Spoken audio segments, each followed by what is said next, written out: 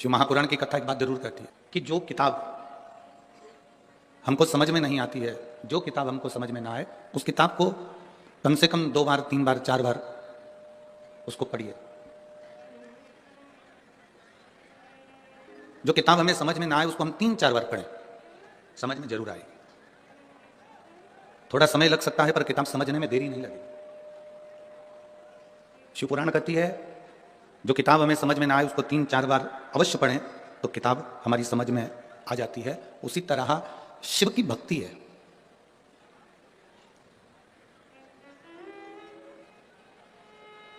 उसी तरह भगवान शंकर की अविरल भक्ति है, भगवान का भजन है, स्मरण है। मान लो आपके चित्त में, आपकी वृत्ति में, आपके मन में अगर शंकर की भक्ति विराजमान हो ही नहीं रही है, आप अथक प्रयास कर लें, आपने बहुत प्रयास करा पर शिव भक्ति हमारे भीतर प्रवेश ही नहीं कर रही है। तो जैसे किताब समझ में नहीं आती तो 2-3 बार पढ़ा जाए तो किताब समझ में आ जाती है, उसी तरह 2 या 3 बार शिव महापुराण की कथा को भले टीवी पर सुनो, मोबाइल पर सुनो, चाहे पंडाल में सुनो, 1 बार 2 बार 3 बार अगर शंकर की कथा को हमने अपने भीतर उतार लिया तो शिव का साक्षीकरण, शंकर का दर्शन हमारे सम्मुख में हो ही जाता, ये निश्चित है।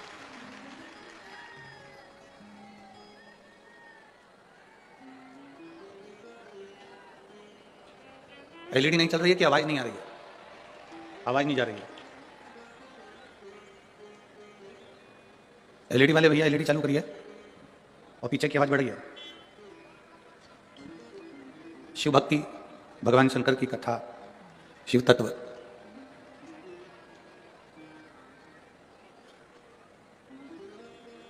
भगवान शिव की कथा, यह भगवान को प्राप्त करने का एक साधन है, भगवान की अविरल भक्ति को प्राप्त करने का एक साधन है। एक बड़ा सुंदर संवाद शिव महापुराण की कथा में आता है, आप लोग पहले भी श्रवण किए हैं।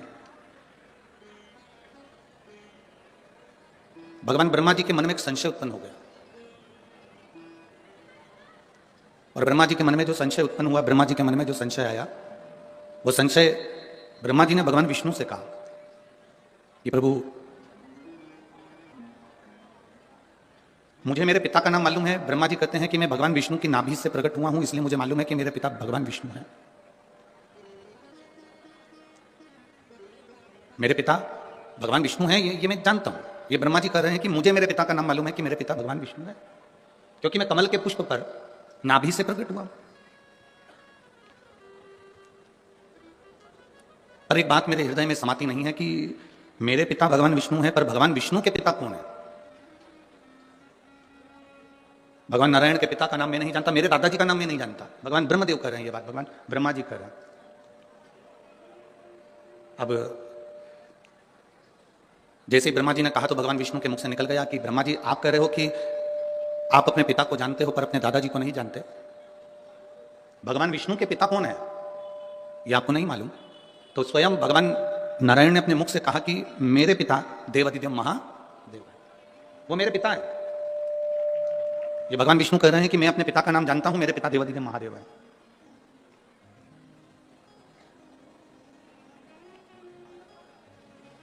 कहा मैं आपके पिताजी का दर्शन इसी क्षण करना चाहता हूं और उनसे पूछना चाहता हूं क्या भगवान नारायण को आपने प्रकट किया? क्या भगवान नारायण को प्रकट करने वाले आप हो? मैं उनसे पूछना चाहता हूं। शिव महापुराण की कथा कहती है कि शिव की कथा और मनुष्य की व्यथा, ये दोनों का अंत कभी नहीं हो सकता, ये निरंतर चलती ही रहती है। कथा भी चलती रहती है और मनुष्य की व्यथा भी चलती रहती है। कथा भी चल रही है और व्यथा भी चल रही है। मनुष्य की व्यथा, मनुष्य की समस्याएं, मानव जीवन में जो टेंशन है, हमारे जीवन में जो व्यथाएं हैं, ये कभी समाप्त नहीं होती। दुनिया के कई लोग ऐसे हैं जो व्यथा को समाप्त करने के लिए कई बाबाओं के चक्कर में पड़ जाते हैं। ना जाने कितने कितने जगह पर आप लोग पहुंच जाते हो और वहां जाकर कह देते हो कि हमारे जीवन में इस संकट है, इसको टाल दीजिए, हमारे जीवन में कष्ट है, इसको मिटा दीजिए। शिव महापुराण की कथा कहती है हमें किसी आडंबर की ओर, अंधविश्वास की ओर हमें नहीं जाना। ऐसा संसार में कोई नहीं जन्मा जिसके जीवन में दुख नहीं आया। मट्टी का जो घड़ा बनकर रखा हुआ है, वो मट्टी का घड़ा अग्नि में तपता है तभी तो उसमें पानी रुकता है। अगर मिट्टी के घड़े को अग्नि में नहीं तपाया जाएगा, मिट्टी के घड़े को अगर अग्नि में नहीं तपाएंगे तो उसमें पानी नहीं भर सकते। वो घड़े में पानी डालोगे तो घड़ा टूट जाएगा। घड़े में अगर पानी भरना है, मिट्टी के घड़े में अगर जल भरना है तो घड़े को तपना पड़ेगा, घड़ा तपेगा तब उसमें पानी भराएगा। और अगर वो घड़ा तपा नहीं है, ऐसे कैसे ही रखा हुआ है, बस मिट्टी का तुमने घड़ा बना लिया, उसको अग्नि में नहीं तपाया, तो उसमें पानी की बूंद पड़ेगी, पानी पड़ेगा और वो गलकर नीचे गिर जाएगा। घड़ा तपता है तब उसमें पानी ठहरता है। दुख जब जिंदगी में आता है तो ये हमको तपाता है। क्यों तपाता है? क्योंकि दुख हमको जो दिया जाता है वो हमें तपाने का काम करता है। और जब हम अच्छे से तप जाते हैं उसके बाद में जो सुख आता है तो हमारे इस मन में, बुद्धि में, चित्त में वो सुख टिक पाता है। नहीं तो अगर हम कच्चे घड़े होते तो सुख भी बिखर कर गिर जाता, वो सुख भी समाप्त हो जाता। क्या राम जी की जिंदगी में दुख नहीं आया? क्या भगवान कृष्ण के जीवन में दुख नहीं आया? ऐसा कौन मृत्यु लोक में जन्मा, ऐसा संसार सागर में कौन जन्मा जिसके जीवन में दुख नहीं आया? परमात्मा के जीवन में भी दुख सम्मुख में आया।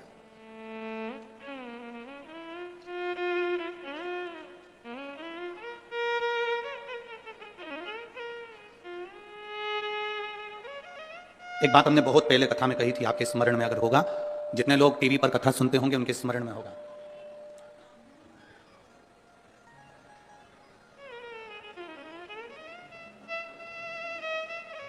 कि ऐसा संसार में कोई नहीं जन्मा जिसको अपने कर्म का भोग भोगने को नहीं मिला।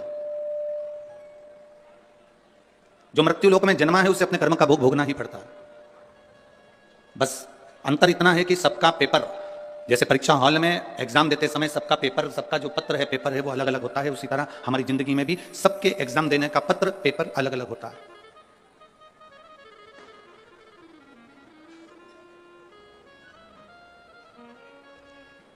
आप माता पिता की सुने ना सुने, आप गुरु की सुने ना सुने, आप भगवान को प्रणाम करें ना करें, आप मंदिर जाएं ना जाएं, आप सत्संग में जाएं ना जाएं, आप किसी गुरुवाणी को स्मरण करें ना करें, पर इतना जरूर याद रखना कि अपने कर्म का भोग मनुष्य को भोगना जरूर पड़ता है। उसको कोई नहीं टाल सकता। आप कोई कहे कि गुरुजी हमारे जीवन में ये संकट है, हमारे जीवन में ये दुख है और हम बड़े दुखी हैं, तो तुम एक बात का स्मरण करिए, कई लोग तुम्हारे दुख के चक्कर में तुम्हारा फायदा उठाने का प्रयास करेंगे। संसार के कई लोग ऐसे हैं जो तुम्हारे केवल दुख का फायदा उठाने का प्रयास करेंगे, पर ना।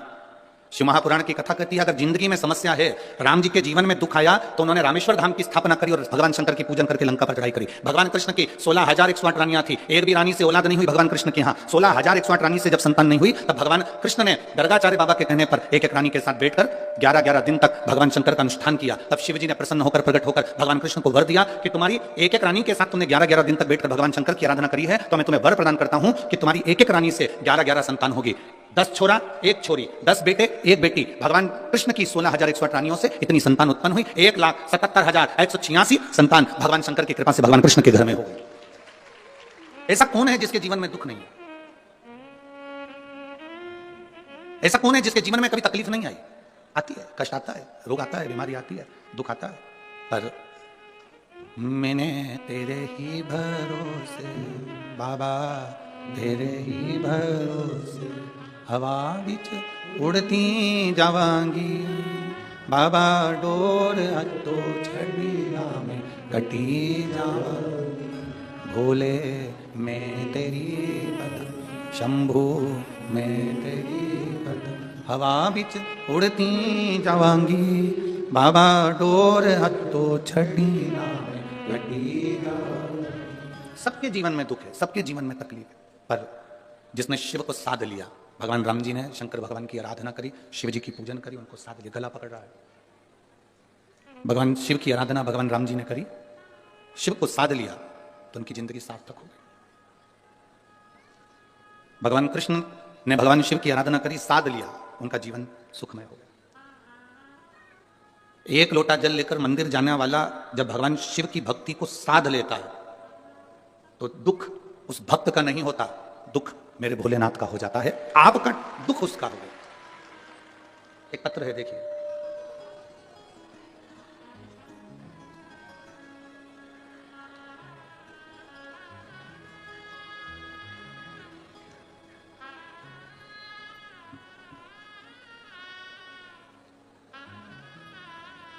मेरा नाम प्रीति शर्मा, गांव रोडी, सिरसा, से हूं, कहीं बैठी हो तो हाथ हिला सकती हैं। अगर कहीं बैठी हो आप ही हैं, श्री शिवाय नमस्तुभ्यं, लिया बच्चे को। गुरुदेव, मेरा नाम प्रीति शर्मा है, गांव रोडी सिरसा से हूं। मेरी शादी को कई साल निकल गए, इंतजार करते करते करते करते संतान के सुख के लिए मैंने 5 साल इंतजार करा, 5 साल तक भी संतान नहीं हुई। 6 साल निकल गए, 7 साल निकल गए, 8 साल निकल गए, 9 साल निकल गए, 10 साल निकल गए, पर संतान का सुख नहीं हुआ। ऐसा कोई डॉक्टर नहीं था, हरियाणा का भी, पंजाब का भी, राजस्थान का भी और दिल्ली तक मैंने डॉक्टरों को दिखाया, पर संतान का सुख नहीं आया। टेस्ट भी करवाए, संतान का सुख नहीं आया। 11 साल निकल गए, 12 साल निकल गए, पर संतान का सुख नहीं आया गुरुदेव। तब मेरे जीजाजी ने बताया कि, मेरे जीजाजी का नाम संदीप शर्मा है, उन्होंने बताया कि टीवी पर कथा आती है, एक बार तू आसन बिछा के दिल से बाबा देवादिदेव महादेव की कथा को श्रवण कर। गुरुदेव, उस समय आपकी कथा चल रही थी और मैंने टीवी खोलकर 1 बजे से 4 बजे तक कथा का रसतत्व ग्रहण करा। मैं बाबा का क्या गुणगान करूं गुरुदेव। मंदिर जाना मैंने उसी दिन से प्रारंभ करा और शिवजी को जल चढ़ाना प्रारंभ करा। मैंने बाबा से प्रार्थना करी कि मैंने सारे डॉक्टरों से इलाज करवा लिया, टेस्ट भी करवा लिया, पर मुझे औलाद नहीं हुई है। बाबा आप कृपा करना। सफेद आंकड़े की जड़ को तमरुका जी का नाम लेकर कमर में बांधा, एक बेलपत्री को रोज खाना प्रारंभ करा, शिवजी पे जल चढ़ाना प्रारंभ करा। केवल आप कहते हो 3 महीने तक लगातार करो गुरुजी, मैंने 5 महीने तक करा, पर मेरा गर्भ नहीं ठहर पाया।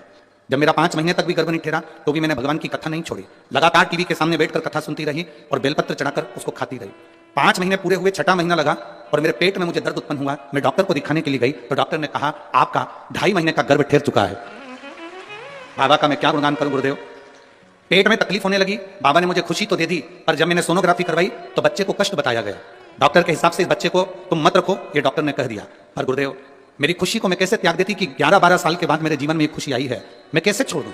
आपने एक नारियल उस पर मोली रखकर भगवान देवादिदेव महादेव को चढ़ाने का कहा था, मैंने बाबा को वही श्रीफल समर्पित करा और विनती कर एक बेलपत्र फिर उठा ली, उस बेलपत्र को खाया।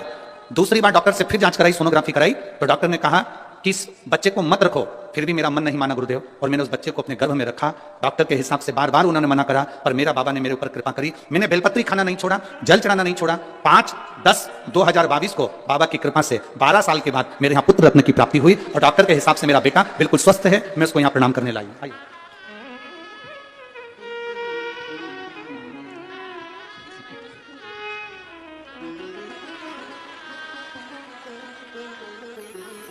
प्रणाम करो।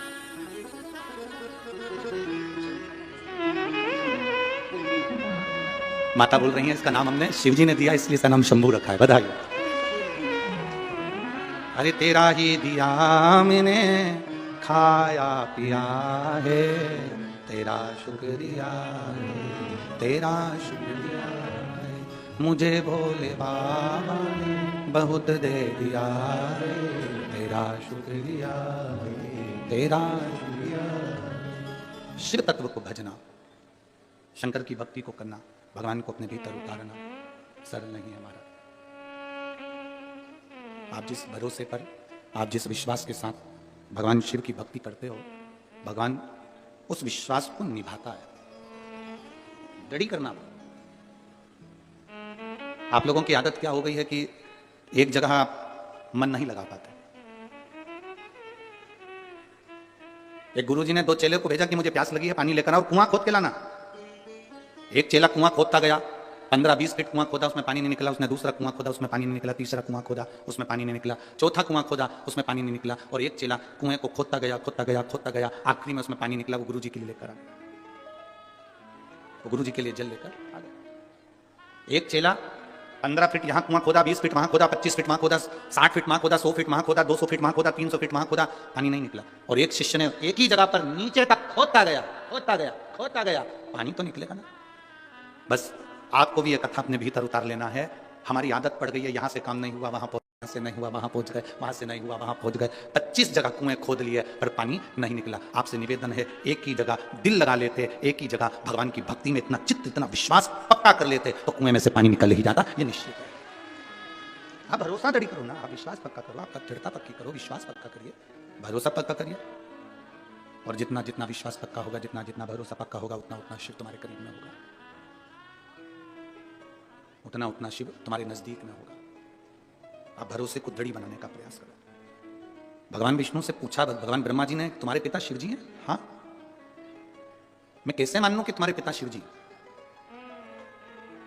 कई लोग आपको मिलेंगे और कहेंगे एक लोटा जल चढ़ाने से क्या सारी समस्या का हल हो सकता है? क्यों नहीं? मानो तो मैं गंगा मां हूं और ना मानो तो बहता। आप मानोगे तो गंगा है, ना मानोगे तो बहता हुआ पानी।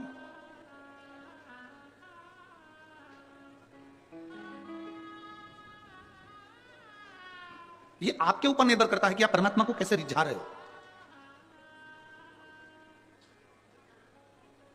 महाराज, क्या शिव तुम्हारे पिता हैं? हां। स्वयं शिवा के कह सकते हैं कि मैं इनका पिता हूं? क्यों नहीं? एक अग्नि का, एक पर्वत को ब्रह्मा और विष्णु ने घुमाना प्रारंभ करा। ब्रह्मा और विष्णु ने जैसे ही पर्वत को घुमाया तो उसमें से एक अग्नि का खंभ प्रकट हो गया, जिसको लिंग की आकृति जैसा था, शिवलिंग की एक आकृति जैसा था। और वो लिंग की आकृति जैसा एक खंभ प्रकट हुआ और उसमें से आकाशवाणी हो गई, ब्रह्मा विष्णु, मैं नारायण तुम्हारा पिता और ब्रह्मा मैं तुम्हारा दादा। ब्रह्मा जी मानने को तैयार नहीं कि ये पिताजी है। हाँ, अगर ये शिवलिंग तुम्हारे पिता हैं तो इनके चरण कहां हैं और इनका सिर कहां है? जिस शिवालय में आप जल चढ़ाने के लिए जाते हो, जिस शंकर जी के मंदिर में आप जल चढ़ाने के लिए जाते हो, उस शंकर जी के शिवलिंग में कोई तुमसे पूछे कि इसका चरण कहां है, इसका सिर कहां है, तो आप बता नहीं सकते, क्योंकि शिव महापुराण की कथा कहती है कि एक एक कण कण में, एक एक कण कण के अंदर मेरा शंकर का वासा है। तुम्हारी मर्जी पड़े जहां से तुम उसको प्रणाम कर लो, वो वहीं से प्रकट होकर तुमको दर्शन दे देता है। उसको उसका स्थान नहीं ढूंढा जाता कि आगे कहां पीछे कहां।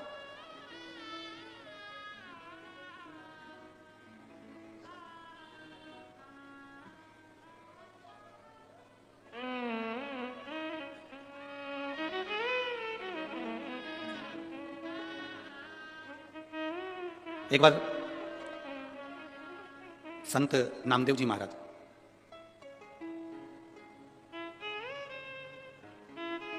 ये पंजाब की पवित्र भूमि पर आ गए।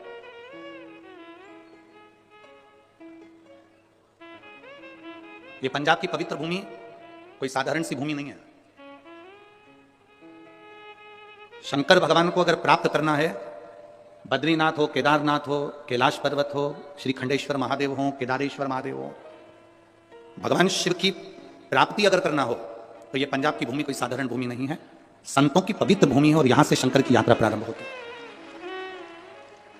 यहां से शिव की प्राप्ति का केंद्र बिंदु है ये पंजाब की धरा। लोग कहते हैं गुरुजी पंजाब में गेहूं बहुत होता है। हम कहते हैं पंजाब में गेहूं से ज्यादा संत बहुत होते हैं। अगर ढूंढने निकलो तो संतों की प्रागट्यता ज्यादा है। महाराष्ट्र में जन्मे हुए नामदेव जी महाराज, महाराष्ट्र में बड़े हुए नामदेव जी महाराज कई वर्ष इस पंजाब की भूमि पर निकाले हैं। नामदेव जी महाराज, गुरु नानक देव जी से उनका मिलन हुआ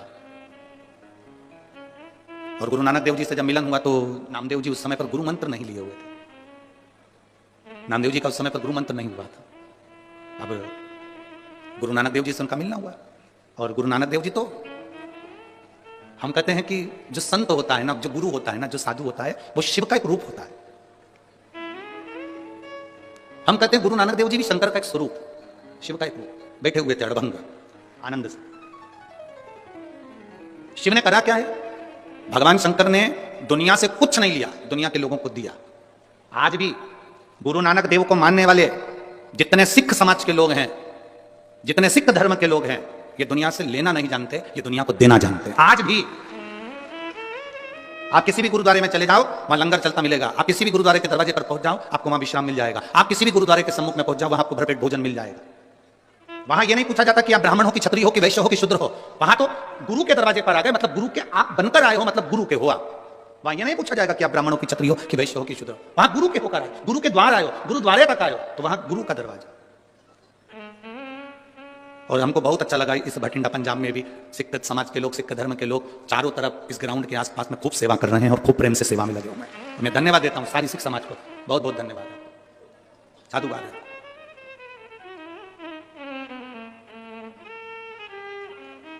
और ऐसी शिव भक्ति हमने आज तक नहीं देखी जो शिव भक्ति का दर्शन हमने भटिंडा पंजाब में किया है। देखिए, सारी सूचना, हम तो बाहर निकलते नहीं हैं और आपको भी मालूम होगा 3-4 दिन हम किसी से मिलते नहीं हैं। हमारे यजमान परिवार से भी पूछना, जिस कमरे में हम हैं उस कमरे में हमारा भजन है, हमारे भोलेनाथ की सेवा, ठाकुर जी की सेवा, अपना पाठ पूजन स्मरण। यजमान परिवार से भी हम नहीं मिलते कि उनसे मिलना हो, हमारा नाम भजन। 3-4 दिन किसी से नहीं। पर जब जजमान जितने लोग यहाँ आते हैं कथा सुनने वाले, इनके रिश्तेदार, जब यहाँ के फोटो वीडियो और अन्य बातें लिखकर सीहोर भेजते हैं ऑफिस में, तो वहाँ मालूम पड़ता है। फिर वहाँ से सूचना आशीष जी के पास आती है। फिर आशीष हमको बताते हैं कि गुरुजी, इस भटिंडा के जहाँ कथा स्थल है इसके आसपास में जितनी होटलें बनी हुई है, उन होटलों में भी होटल के मालिकों ने अपनी अपनी होटलें खोल दी और मात्र 100-200 रुपये में रहो भी, खाओ भी, सो भी, स्नान भी करो, गर्म पानी भी दे रहे हो और व्यवस्था भी दे रहे हो। इतना ही मैं भटिंडा पंजाब के एक एक भक्तों को, शिव भक्तों को बहुत बहुत साधुवाद देता हूं कि आपकी भक्ति बड़ी विचित्र है, बड़ी भक्ति विचित्र। ये प्रेरणा है संपूर्ण विश्व के लिए, ये प्रेरणा है संपूर्ण भारतवासियों के लिए। कमाने के लिए जिंदगी पड़ी है, पूरे जीवन सवेरे 9 बजे से लेकर रात्रि को 10 बजे तक अपनी दुकान पर बैठकर कमाओगे, आखिरी में अपनी पत्नी और बच्चों को देकर जाओगे और इतना बड़ा फोटो दीवार पर टंगा जाएगा और उसमें होएगा जाएगा कुछ नहीं, केवल स्माइल देते मिलोगे और प्लास्टिक के फूल की माला तुम्हारे ऊपर टंगी होगी। पर जिसने शिव के भक्त इतने आए हैं और उनकी सेवा, भले तुमने हाथ जोड़कर एक अन्न का निवाला भी अगर किसी के मुख में दिया है तो समझ लेना कि 33 कोटि देवताओं का पेट भर दिया है, सारे संत साधु गुरुजन का पेट भर। करो सेवा, करो।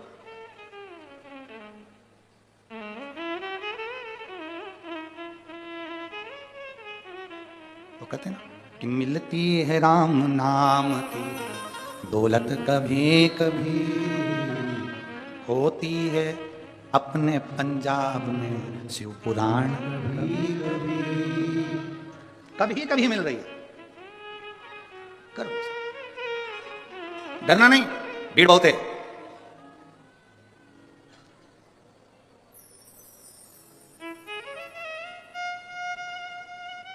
कल कोई कह रहा था गुरुजी हमारे भटिंडा में आज तक जाम नहीं लगा और तुम्हारी कथा हुई और पहले दिन जाम लग गया। हमने कहा जाम क्लियर हुआ कि नहीं हुआ वो बताओ। हुआ, धीरे धीरे हुआ। क्लियर तो हो गया ना? हो गया। आराम से ना, बिल्कुल आराम से।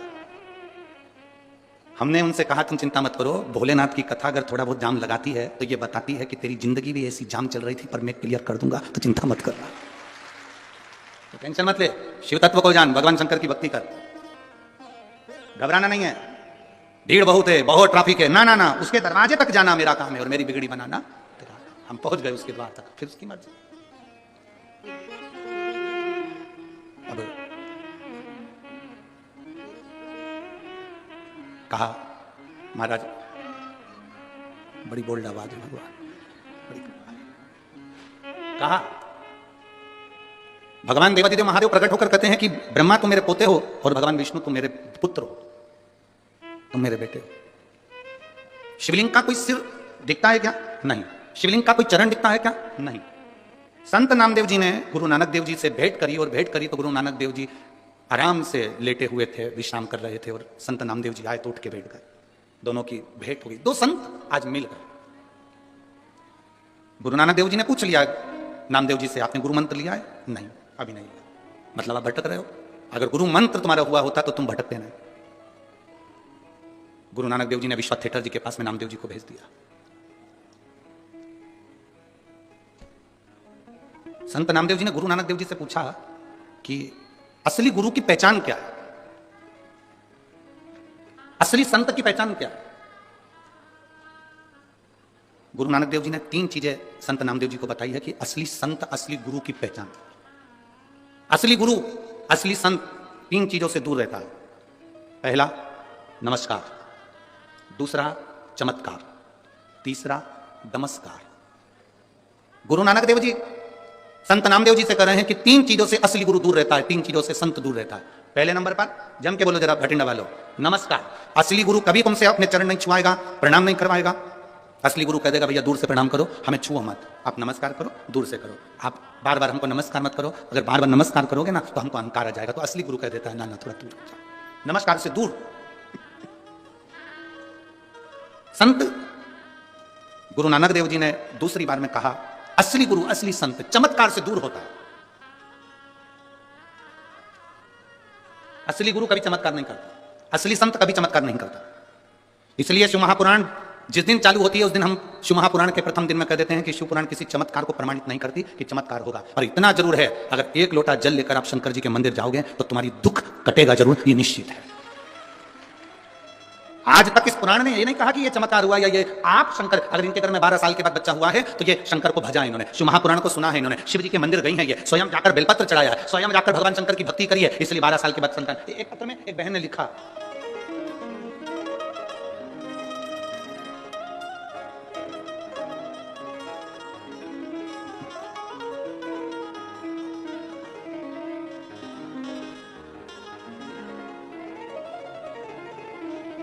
एक बहन लिख रही है, अरुणा गुप्ता, शिमला से आई है, हिमाचल प्रदेश से, कहीं बैठी हैं? शिमला से आई है अरुणा गुप्ता, कहीं बैठी हो तो हाथ हिला सकती है। आप ही हैं? दोनों हाथ हिला दो एक बार। श्री शिवाय नमस्तुभ्यं में आप शिमला से आई, इसलिए पूरी ठंड यहां ली आई। 11 साल से, एक बार वापिस हाथ हिलाओ। श्री शिवाय नमस्तुभ्यं। मैं शिमला से आई हूं, मेरा नाम अरुणा गुप्ता है, मैं शिमला हिमाचल प्रदेश से हूं। 11 साल से गेहूं नहीं खा सकती थी मैं, क्योंकि गेहूं मेरे को खून नहीं बनने देता था, तो मेरा गेहूं छूटा हुआ था, अन्न मेरा छूटा हुआ था, एक अन्न का दाना भी मेरे मुंह में नहीं जाता था। केवल शिव महापुराण की कथा सुनकर मैंने पशुपति व्रत किया।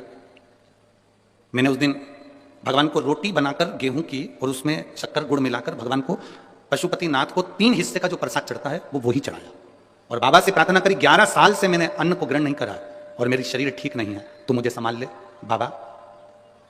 मैं कभी जिंदगी में गेहूं नहीं खा सकती, जो नहीं खा सकती ये डॉक्टर के हिसाब से मुझे बताया गया, पर आप कृपा करेंगे सब होगा। और बाबा का मैं क्या गुणगान करूं गुरुदेव। पहली बार प्रसाद का एक हिस्सा मैं लेकर घर आई और वो मैंने खाया, और मेरे बाबा ने जिस दिन से मुझे वो अन्न खिलाया उस दिन से मेरा शरीर ठीक है। मैं बाबा को यहाँ प्रणाम करने के लिए आया। बैठिए, श्री शिवाय नमस्तुभ्यं, बैठिए। 11 वर्ष तक मैंने अन्न नहीं खाया था, 11 साल तक मैं अन्न को नहीं छू पाई, पर बाबा बाबा, ये आपकी अविरल भक्ति है, ये आपका विश्वास है। आप जितना भरोसा शिव पर करेंगे, ये चमत्कार नहीं है, ये इसको हम चमत्कार नहीं करते, इसको कहते हैं आपका विश्वास दृढ़ होना, आपका भरोसा दृढ़ होना, आपकी श्रद्धा दृढ़ होना।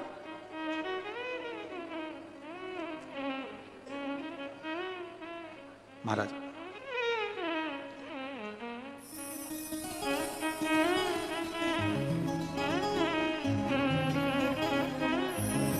ये भक्ति की दृढ़ता है, ये विश्वास की दृढ़ता है।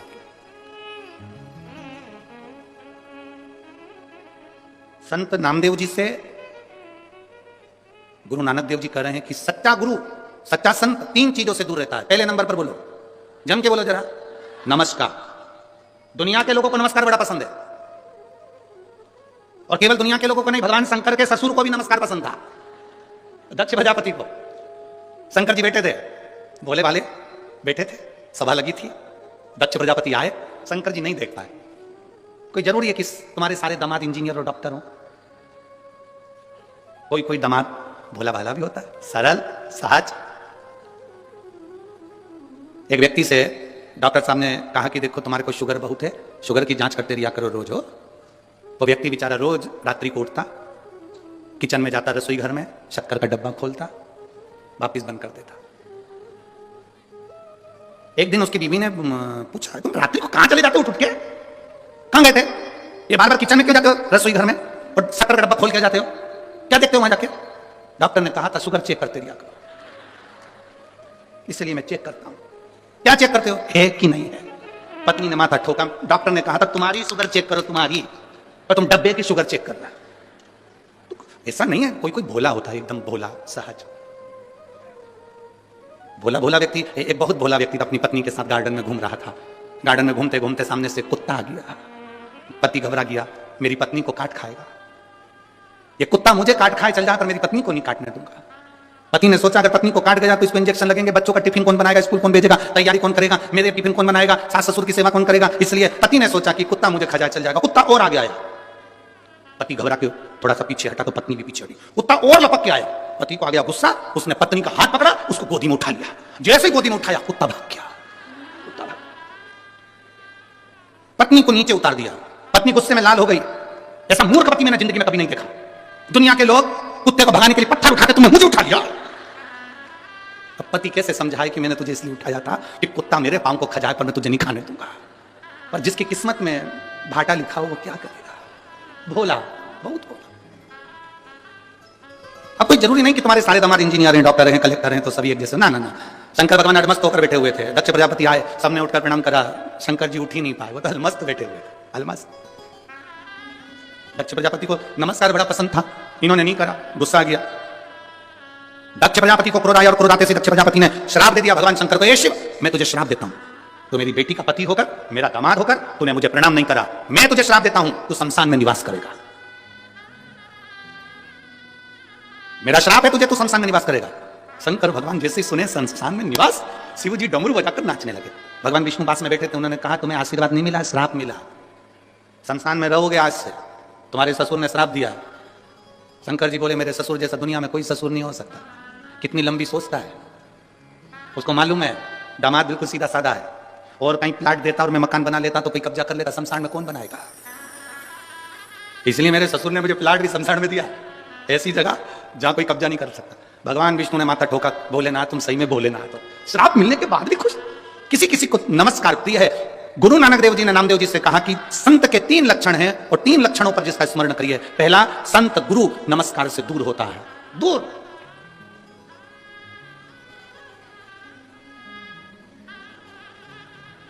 दूसरे नंबर का गुरु को, पहले नंबर का नमस्कार, दूसरे नंबर का जम के बोलो जरा, जम के, चमत्कार। असली गुरु असली संत कोई चमत्कार नहीं करता, उसे चमत्कार से बहुत। और तीसरे नंबर का है असली संत असली गुरु नमस्कार। कौन ने कितना रुपया दिया, कितना गया, कितना आया, उसे कोई मतलब नहीं है। उसको तो बस हरि भगवान का नाम लेना है, भगवत भजन करना है, स्मरण करना है, भगवान की भक्ति करना है, उसे कोई मतलब। और जब भगवान की अविरल भक्ति, भगवान शिव की अविरल भक्ति एक आनंद के साथ में जो रहती है, वो सुख प्रदान करती है, सुख प्रदान। कहा गुरु नानक देव जी ने संत नामदेव जी से कहा कि असली गुरु की शरणागति चाहिए, तो असली गुरु कहां मिल सकता है। गुरु नानक देव जी ने यह नहीं कहा कि तुम मेरे पास में रहो, गुरु नानक देव जी ने कह दिया कि तुम शिव के मंदिर में, विश्वा थिएटर जी बैठे हुए हैं, तुम जाओ और उनसे गुरु मंत्र लो। अब देखिए, गुरु नानक देव जी ने नामदेव जी को जाते समय कह दिया था कि गुरु सब में रब को देखता है, सब में। जब नामदेव जी पहुंचे, उन्होंने क्या देखा कि जिनके पास में गुरु नानक देव जी ने भेजा था, वो तो जहां शंकर जी का शिवलिंग था सामने, उधर पांव कर सो रहे थे। नामदेव जी ने हाथ जोड़कर बोला, गुरुदेव तुम्हें बुद्धि नहीं है क्या?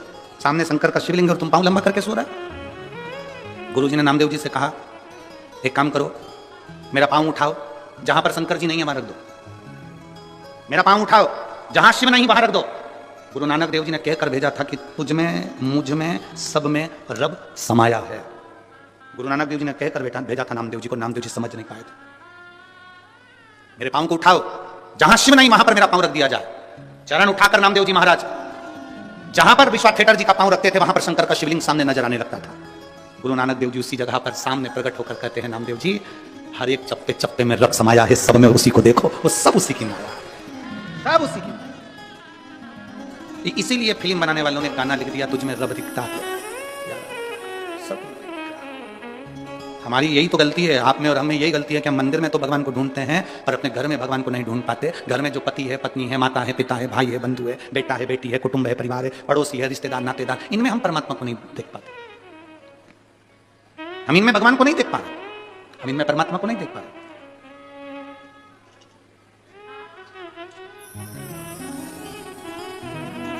हम दूसरी जगह देख रहे हैं। जैसे एक बार यमराज पृथ्वी पर आ गए और एक लड़के को लेने के लिए यमराज आए। उसका अंतिम समय चल रहा था, उसकी अंतिम सांस थी, अंतिम क्षण था। आज उसकी फाइल समाप्त होना थी और यमराज ने आते से कह दिया। लड़के ने पूछा, तुम कौन हो? भगवान यमराज बोले, मैं यमराज। क्या लेने आए हो? मैं तेरी जान लेने आया हूं। क्या लेने आए हो? मैं तेरी जान लेने के लिए आया हूं। मेरी जान? हाँ। लड़के ने कल ले जाओ, यहां से 4 घर छोड़ के रहती है। यमराज बोला, मैं तेरे प्राण लेने आया हूं। प्राण मेरे? हाँ। 4 दिन से मेरे प्राण वही खा रही, ले जा। यमराज बोले, मैं तुझे मारने आया हूं। मुझे? मैं तो उससे शादी कर 6 साल पहले ही मर चुका हूं, ले जा। यमराज बोला, रहने दे, मैं तेरी जगह दूसरे को ले जाऊंगा पड़ेगा। तू खुद मारा मराया, तेरे को क्या लेके? क्या? अरे भाई, अरे मेरा बीते जीवन सारा बोले जी थारे चरणों में, मेरा बीते जीवन सारा बोले जी थारे, मेरा बीते जीवन सारा भोले जी थारे चरणों में, मेरा बीते जीवन सारा भोले जी थारे चरणों में, भोले चरणों में, चरणों में, ओ चरणों में भोले चरणों में, चरणों में भोले चरणों में, मेरा बीते जीवन सारा भोले जी तेरे चरणों में, मेरा बीते जीवन सारा भोले जी मेरा बीते जीवन सारा भोले जी तेरे चरणों में, मेरा बीते जीवन सारा भोले जी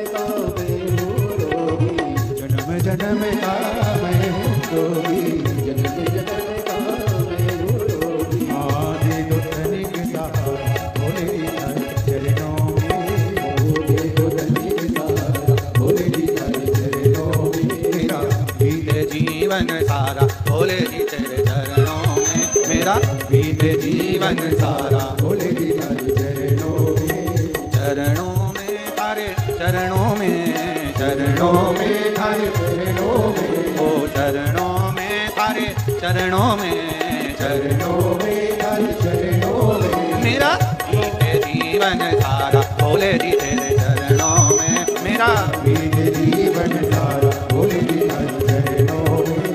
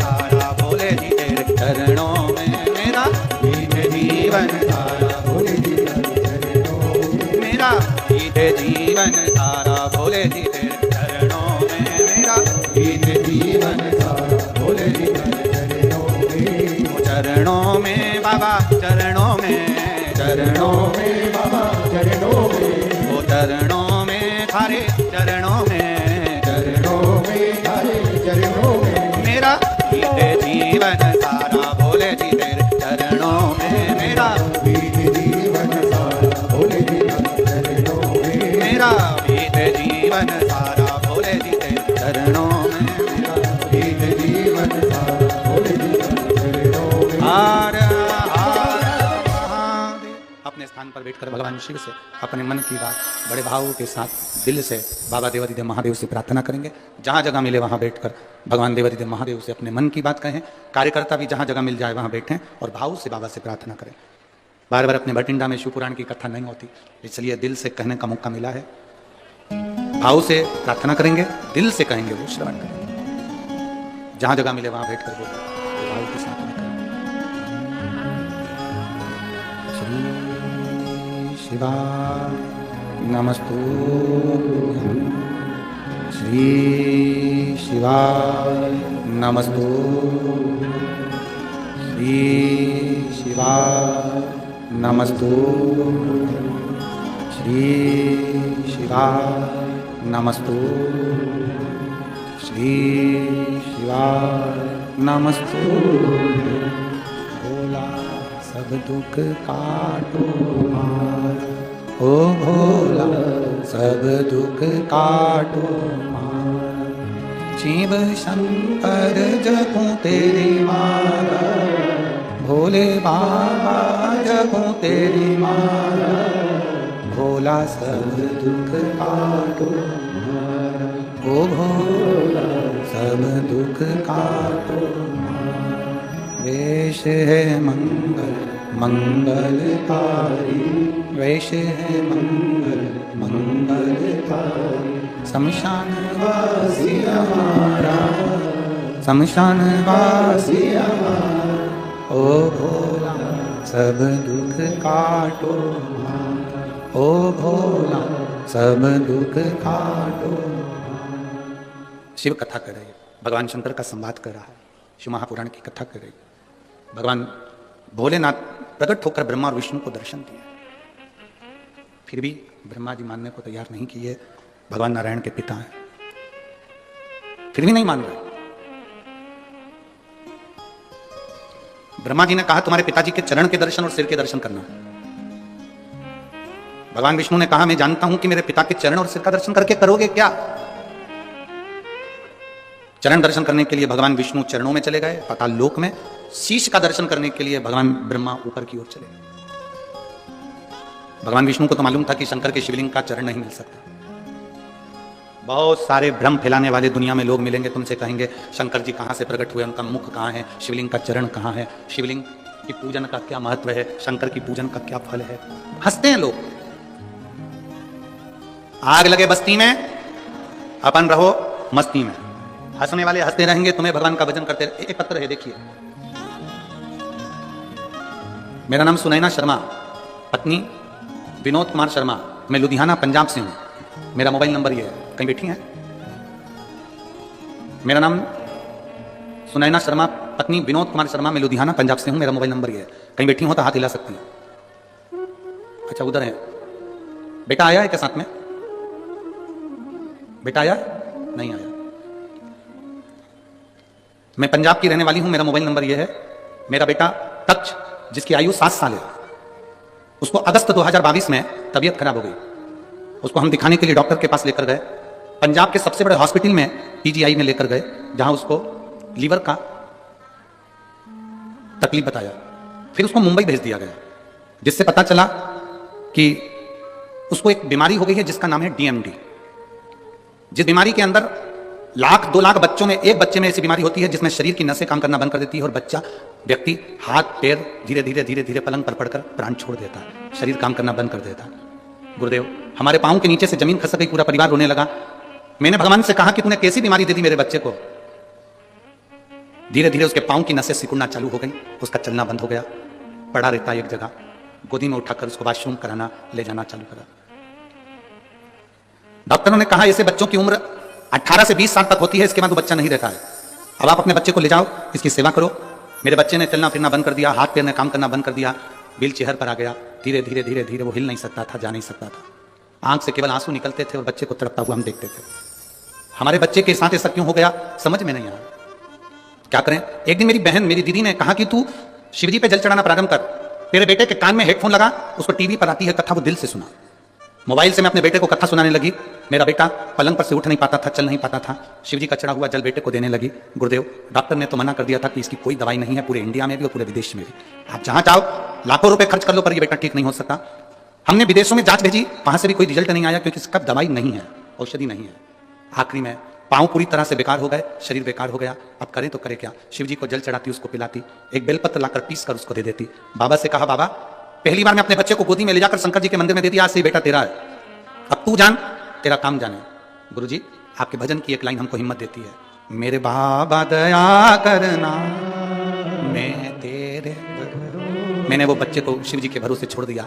आज मैं छाती ठोक कर कहती हूँ, मैंने शंकर की कथा कोसी मथुरा में सुनी, और जब से आज मेरा बेटा साइकिल भी चला रहा है और पैदल भी चल रहा है। मैं बाबा को यहाँ प्रणाम करने के लिए आई हूँ। मेरे बेटे के मैं फोटो भी लगा रही हूँ। शंकर जी के मंदिर में मेरा बेटा खुद जाता है, साइकिल चला कर जाता है और शिव जी की पूजन करता है। मैं बाबा को यहाँ शुक्राना करने के लिए आई हूँ, प्रणाम करने आई हूँ। आप उसके फोटो टीवी पर जरूर दिखाओ। अब ठीक है बाबू, दोनों हाथ हिला दो एक बार, श्री शिवाय नमस्तुभ्यम। अब खुश हो जाइए, बाबा की कृपा। हर हर शिव तत्व इसी को कहते हैं, औघड़ी इसी को कहते हैं। दो फोटो लगाए, एक शंकर के मंदिर का और एक साइकिल चला के। शिव तत्व इसी को। भोलेनाथ दया करना मैं तेरे। बैठिए, बैठ जाओ। भरोसे, उसके भरोसे हम जिए, सारी समस्या का हल एक लोटा जल।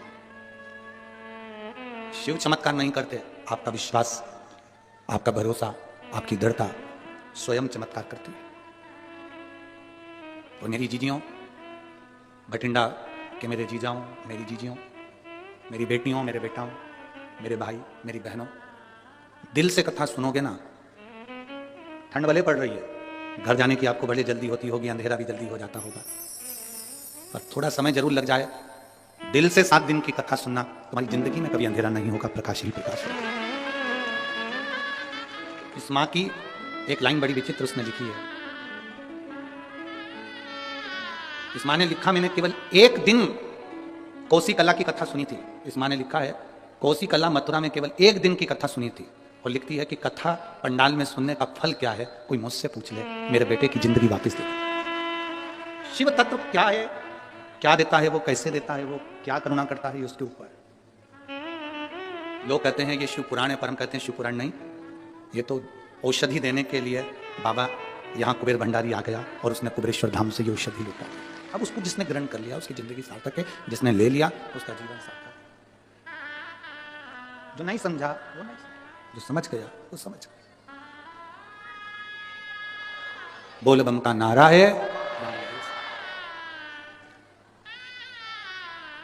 यहां पर एक मिलिट्री के कोई भाई बैठा हुए हैं, जिनको ऐसी बीमारी हो गई थी, जिस बीमारी में वो सही से ड्यूटी भी अपनी मिलिट्री की कर नहीं पा रहे थे। बैठना तो मुश्किल, खड़े रहना भी मुश्किल था। वो यहाँ बैठे, उन्होंने अपना फोटो तक लगाया उस पत्र में, फोटो भी। कहीं बैठे हो तो हाथ हिला सकते हैं। आर्मी के छुट्टी लेकर कथा सुनने के लिए आए। जब उनको मालूम पड़ा कि बठिंडा में कथा हो रही है, तो दोनों पति पत्नी, बाबा ने ठीक करा तो छुट्टी लेकर आए। कहाँ बैठे हैं?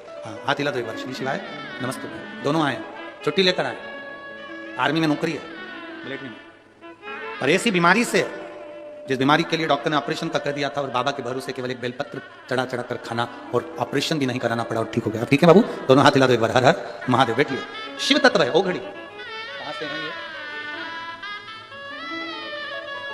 मेरा नाम रणवीर सिंह है, मेरा फोन नंबर ये है, गांव चिड़ाना, सोनीपत, हरियाणा से आया हूं मैं। एक लोटा जल का बाबा की बड़ी कृपा है। बैठिए बाबू, बैठिए। शिव तत्व इसी को कहते हैं, शंकर इसी को कहते हैं।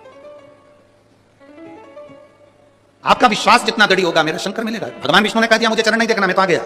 ब्रह्मा जी चढ़ते जा रहे हैं शंकर भगवान का सिर देखने के लिए, चढ़ते जा। बीच में केतकी का फूल मिला तो उससे कह दिया तू मेरे साथ में चलो, चलकर कह देना ब्रह्मा जी का मुझे सिर मिल गया। केतकी के फूल ने बोला कि मैं क्यों झूठ बोलूं, मेरे को झूठ बोलने से क्या मिलेगा, झूठ बोलने से मुझे मिलेगा क्या? कहा सारे देवताओं पर चढ़ाऊंगा, सुगंधित बनाकर रखूंगा। केतकी का फूल चल दिया। सामने से गौमाता मिली, गौमाता ने कर दिया। गौमाता से कहा आप हमारे साथ चलो और भगवान विष्णु के सामने चलकर कह देना कि ब्रह्मा जी को सिर मिल गया, शिवलिंग का सिर मिल गया। गाय बोली मैं क्यों झूठ बोलूं? गौमाता जब बोली कि मैं क्यों झूठ बोलूं, ब्रह्मा जी ने कहा घर की सबसे पहली रोटी तेरे को दिलवाऊंगा, चल तू झूठ बोल।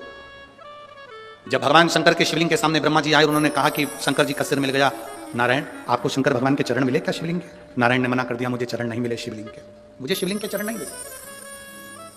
सत्य बोलने में संकोच मत करो। अभी सत्य नहीं बोलोगे तो मरने के बाद लोग बोलेंगे राम नाम। अरे बोलो तो जम के, सत्य है। मखाना, फूल, पैसा पॉलीथिन में मिला के तुम्हारी छाती पर फेंकेंगे और अर्थी पर बंधे रहोगे और लोग पीछे से चिल्ला रहे होंगे राम नाम। सत्य। मखाना इसलिए फेंका जाता है कि घर फूला हुआ छोड़कर गया है। फूल इसलिए फेंका जाता है कि श्रद्धांजलि का भाव है। पैसा इसलिए फेंकते हैं मुर्दे के ऊपर कि पूरी जिंदगी जोड़ जोड़ के मर गए, अब तेरे बाप में दम तो उठा के बता दे। पैसा उसकी छाती पर पड़ा है, 1 रुपया उसकी छाती पर पड़ा है और वो कल्ला की कल्ला पड़ा है, उठा नहीं सकता। सवेरे 9 बजे से दुकान दुकान दुकान दुकान दुकान, रात के 10 बजे तक दुकान दुकान दुकान। भगवान ने भी दिए थे दुकान दुकान दुकान। उस दुकान में ग्राहक आ रहे थे और इस दुकान में भगवान आ रहा था। 7 दिन की शिव पुराण की कथा पत्नी ने भी अपने पति से कह दिया, देखो जी खूब कमाओ, मना नहीं है, पूरी जिंदगी कमाओ, मना नहीं है, कमाओगे बच्चों के लिए छोड़कर जाओगे, पर 7 दिन की शिव पुराण अपने भटिंडा में हो रही है, इसकी कमाई अपने को करना है भगवान के भजन। जो दुकान पर बैठकर कमाया वो भूमि पर छूट जाएगा, जो यहां बैठकर कमाया वो अंत समय तक जाएगा। और अंत समय प्रभु बोलो बोलो, गले में ठंड तो नहीं लग रही है? ठीक है। अंत समय प्रभु आना पड़ेगा, वचन दिया तो निभा, आए ना आए प्रभु कुटुंब, अंत समय प्रभु आना पड़ेगा, वचन दिया तो निभा। अंत समय में वही आएगा, अंतिम घड़ी में वही आएगा, कोई दूसरा नहीं आएगा। झूठ कह दिया, झूठ। ब्रह्मा जी कहते हैं कि मैंने भगवान शंकर के शिवलिंग का सिर देखा।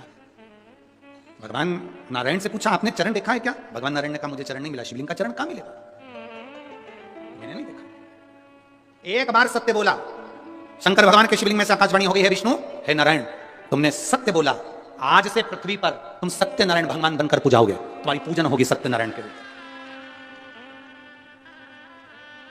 सारी दुनिया में आज भी सत्यनारायण भगवान की कथा होती है, 5 अध्याय होते हैं, पंडित जी बांटते हैं। पंडित जी आपसे हमेशा कहते हैं ब्राह्मण ने सत्यनारायण जी की कथा सुनी, कथा कराई, बोलो सही है कि गलत है? लकड़हारे ने कथा सुनी, कथा कराई, बोलो सही है कि गलत है? राजा ने सत्यनारायण की कथा सुनी, कथा कराई, बनिया ने कथा सुनी, कथा कराई, पर उन्होंने एक बार भी ये नहीं बताया कि कथा कौन सी थी जो कराई थी, बाची थी और सुनी थी। वो कथा कौन सी थी? सत्यनारायण भगवान की कथा, असली कथा कौन सी है? ये तो 5 अध्याय में ये कहा गया कि उन्होंने सत्यनारायण की कथा करी और उन्होंने सुनी। सुनी तो कौन सी सुनी? लक्कड़हारे ने कथा सुनी, कौन सी सुनी? बनिया ने कथा सुनी, कौन सी सुनी? 5 अध्याय में केवल कथा सुनी ये बताया गया, पूजन करी ये बताया गया, पर कथा कौन सी थी? स्कंद पुराण में वर्णन किया गया कि सत्यनारायण की कथा यह है कि शंकर भगवान के शिवलिंग के चरण भगवान विष्णु को नहीं मिले थे, तो उन्होंने सत्य कह दिया था, तब भगवान शंकर प्रकट होकर उनको कह दिए थे आज से तुम सत्यनारायण के रूप में पूजाओगे और तुम्हारी पूजन होगी, तुम सत्यनारायण बन जाओगे। यह सत्य है।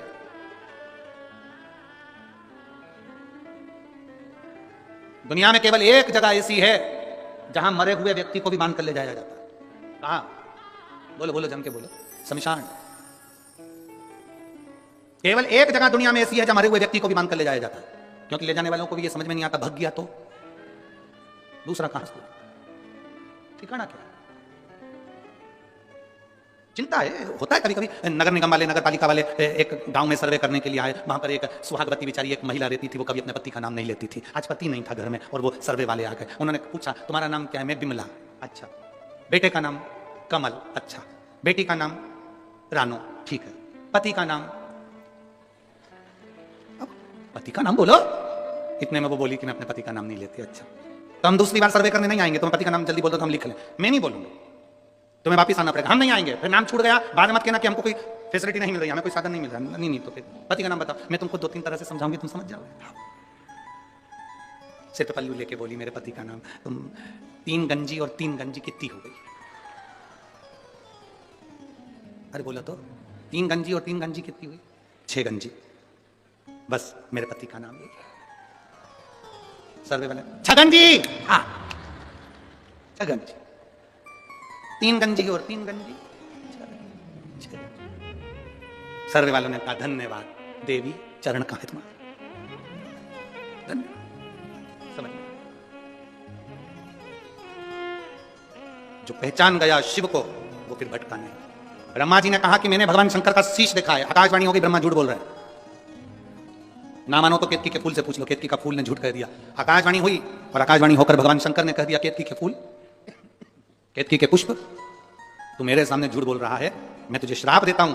एक केतकी सारे देवताओं पर तू चढ़ेगी, केतकी का पुष्प सारे देवताओं पर चढ़ेगा पर शंकर पर कभी नहीं चढ़ेगा। एक केतकी का फूल भी अगर शिव पर चढ़ गया तो 1000 गौ हत्या के बराबर दोष लग जाएगा। केतकी ने कहा मेरी मत मानो तो गौमाता से पूछ लो। गाय से ब्रह्मा जी ने पूछवाया क्या बताओ, ब्रह्मा जी को क्या शंकर जी का शीश नहीं मिला? गौमाता ने कहा ब्रह्मा जी को शंकर भगवान का शीश मिल गया। आकाशवाणी फिर हुई और कहा गौमाता तू झूठ बोल रही है, तू जगत की मां है गौमाता, जगत की मां होकर गौमाता तू झूठ बोल रही है। हे गौमाता मैं तुझे श्राप देता हूं, तेरा पूरा शरीर पूजा जाएगा पर तेरा मुख अपूज्य माना जाएगा। सनातन हिंदू धर्म के अंदर मंदिर की परिक्रमा आगे से होती है, वृक्ष की परिक्रमा आगे से होती है, कन्यादान आगे से होता है, वस्त्र दान आगे से होता है, मुद्रा दान आगे से होता है, सारे दान आगे से होते हैं। केवल सनातन हिंदू धर्म में केवल गौ दान ऐसा है जो गाय की पूंछ पकड़कर किया जाता है, पीछे से होता है, आगे से नहीं करा जाता। हिंदू धर्म में सारी परिक्रमा आगे से होती है, केवल गौमाता की परिक्रमा पीछे से होती है, पूंछ से चालू होकर पूंछ पे विराम होती है। क्यों? क्योंकि एक बार गौमाता ने झूठ बोल दिया था, इसलिए गौमाता की परिक्रमा आज तक पीछे से होती है। अब जरा विचार करो, गाय ने एक बार झूठ बोला तो आज तक उनकी परिक्रमा पीछे से होती है, और तुम दिन भर मोबाइल पे कितना झूठ बोलते हो, कि तेरा क्या होगा रे कालिया? जरा विचार करो, कितना झूठ। दुकान पे बैठे हो कहते हो घर पे हो, दोस्तों के साथ बैठे हो क्या कि मैं अभी आई हूं, रास्ते में ही हूं, बिल्कुल रास्ते में, कितना झूठ। भगवान के पास में भी सूचना पहुंची थी और भगवान के पास में जाकर देवताओं ने कहा इतनी शिव पुराण की कथा हो रही है, लाखों लाखों लोग कथा सुन रहे हैं, सब मरने के बाद वैकुंठ जाएंगे, वैकुंठ भरा जाएगा, नरक कौन जाएगा? यमराज ने कहा चिंता मत करो, पृथ्वी पर एक व्यक्ति की बुद्धि फेर दी है, उसने एक यंत्र का निर्माण कर दिया है जिसका नाम मोबाइल है। व्यक्ति कितनी भी कथा सुन लेगा, दिन भर में 4-6 बार झूठ बोलेगा, नरक चले जाएगा।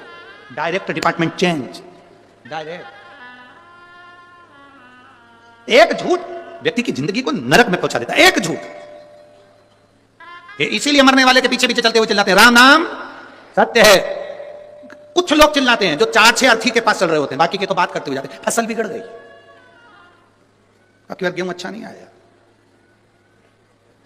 मरने वाला मर गया, चिल्लाने वाले चिल्ला रहे हैं, ये बात करते हुए जा रहा है, उसमें भी 2-4 तो मलते ही मलते जा रहे हैं।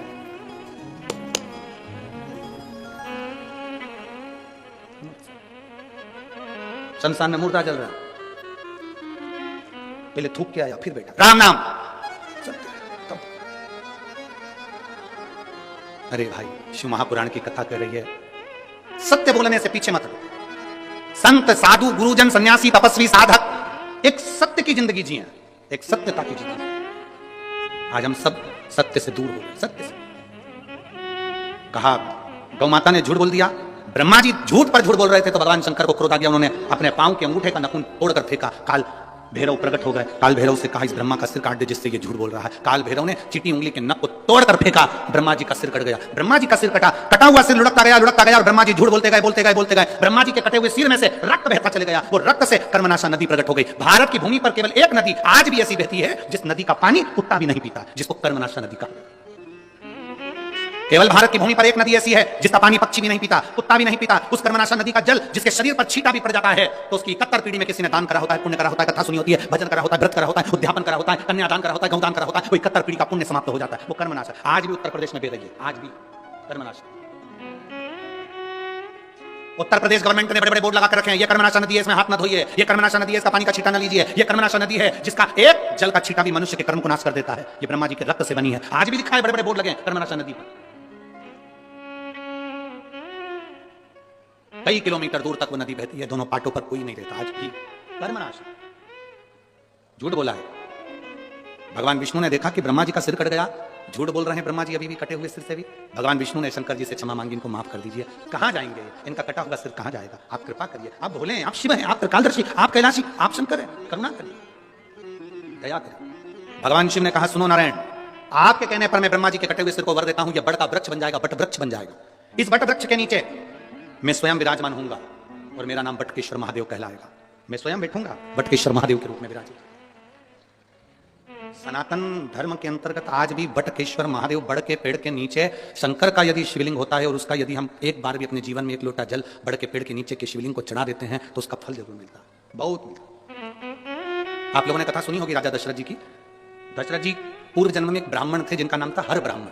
क्या नाम था? जम के बोलो जरा। हर ब्राह्मण। दशरथ जी पूर्व समय में एक ब्राह्मण थे जिनका नाम था हर ब्राह्मण। इनका नियम था शिव जी के मंदिर में जाकर 108 बेलपत्र शंकर भगवान को समर्पित करते थे। और 108 बेलपत्र चढ़ाने का इनका नियम दूसरा था। 107 बेलपत्र तो ये शिवलिंग पर चढ़ाते थे और एक बेलपत्र उठाकर ये अशोक सुंदरी वाली जगह पर चढ़ा देते थे। तो कितनी हो गई कुल मिला के? 108। प्रतिदिन का नियम था इनका, प्रतिदिन। और यदि आपने जिंदगी में एक नियम कोई सा भी लिया है, उसका फल मिला जाए, एक पत्र आया,